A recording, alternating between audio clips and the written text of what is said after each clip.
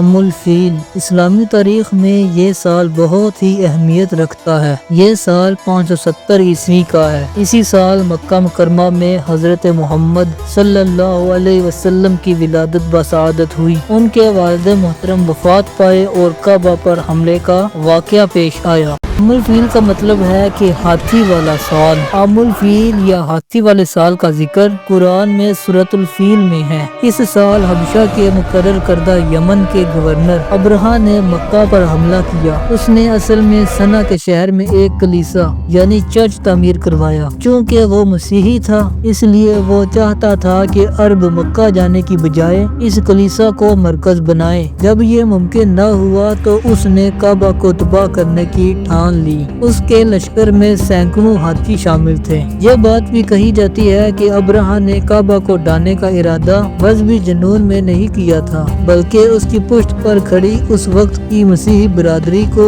بحیرہ احمر کی بحری گزرگاہ پر مکمل تسلط درکار تھا، کیونکہ اس زمانے میں جس قوت کے ہاتھ میں بحری گزرگاہیں ہوا کرتی تھی وہی عالمی اقتصادیت حکمرانی کرتی تھی۔ اسلام سے قبل کعبہ چونکہ عربوں کا ثقافتی اور مذہبی مرکز ہونے کے ساتھ ساتھ ان کا اقتصادی چیمبر آف کامرس بھی تھا، اس لیے منہدم کرنے کے لیے بڑے بڑے جواز کے طور پر یمن میں قائم عیسائیت کا سب سے بڑا گرجا تباہ کرا دیا گیا، جس کا الزام عربوں پر لگا کر اس نے اسلام سے پہلے بیت اللہ کو مٹانے کا ارادہ کیا۔ اس وقت قریش کے سردار حضرت محمد صلی اللہ علیہ وسلم کے دادا حضرت عبد المطلب نے قریش کو پہاڑوں پر پناہ لینے کا کہا، خود اپنے کچھ ساتھیوں کے ہمراہ شہر میں رہے۔ ابرہہ نے پیغام بھیجا کہ وہ صرف کعبہ کو تباہ کرنا چاہتا ہے، تو حضرت عبد المطلب نے کہا کہ اس گھر کا مالک خود اس کا محافظ ہے اور مجھے یقین ہے کہ وہ اسے حملہ آوروں سے بچائے گا اور اس گھر کے خدام کو بے آسرا بے سہارا نہیں چھوڑے گا۔ ابرہہ نے جب حملہ کیا تو اللہ نے ابابیلوں کا جرمٹ بھیجا، تو ان ابابیلوں میں سے ہر ایک ابابیل کی چونچ میں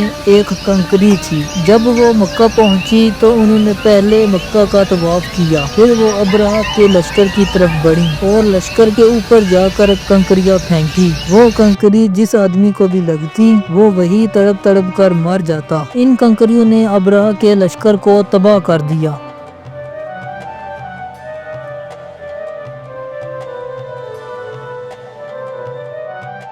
ابرہہ زخمی حالت میں یمن کی طرف فرار ہوا مگر راستے میں ہی مر گیا۔ یہ واقعہ 570 عیسوی میں پیش آیا اور اسی سال حضرت محمد صلی اللہ علیہ وسلم کی ولادت بسعادت ہوئی۔